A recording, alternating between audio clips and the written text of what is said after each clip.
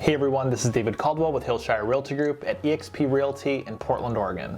And today we're going to be discussing how to buy and sell a home at the same time in a seller's market.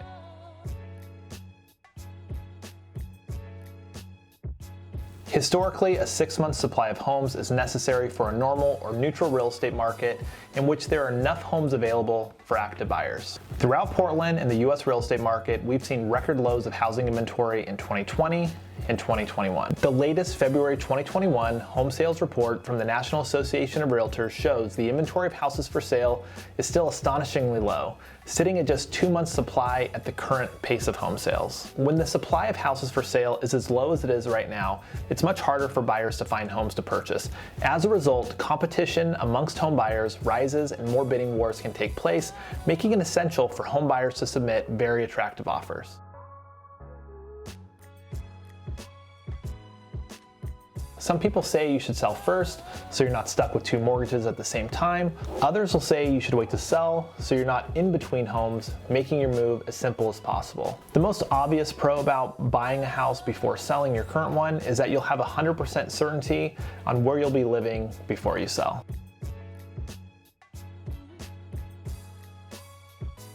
If you don't have the ability to sell your house before you buy a new one, you have many options. One thing to consider would be to negotiate a rent back with your new buyers.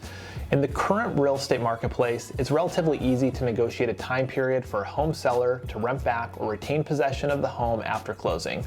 We have seen these periods range from several weeks to several months. You could also negotiate an extending closing date. Generally in Portland, we've seen the average closing time period take around 30 to 45 days. But it's not impossible to negotiate a longer time period, giving a home seller a little bit more time to search for that next home. Make your sale contingent on finding suitable replacement housing. This creates less certainty for the home buyer, but as a seller, you can negotiate a specific term that would terminate the agreement with your buyers if you cannot find suitable replacement housing by a mutually agreed upon date. Consider short-term rental options. Moving twice is pretty inconvenient, but also staying in an Airbnb in a neighborhood that maybe otherwise you couldn't consider based on where you work, or staying at the coast for a month if you're able to take a little short-term vacation while you're shopping isn't the worst thing in the world. You gotta understand the inventory and your current options before making your decision. Buying and selling real estate is a process and it takes time to understand the inventory. It's important to understand your options and the flow of homes coming to the market. Generally, more affordable houses have a larger pool of buyers than the more expensive homes, so it is possible that you could be selling in a seller's market and buying into a neutral market based on the price points. You could consider purchasing new construction or a custom build. This gives you a little bit more certainty over timelines, gives you a start and end date.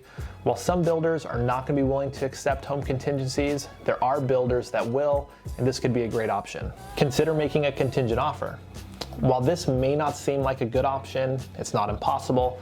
While some home sellers would never consider a contingent offer in any marketplace, others will allow it. The one thing to consider when making a contingent offer is you usually pay for it, meaning you have to give the sellers a compelling reason to wait, and usually that's just more money. So thanks everyone for watching. As always, if you have any questions, feel free to email us at hello@hillshirerealtygroup.com.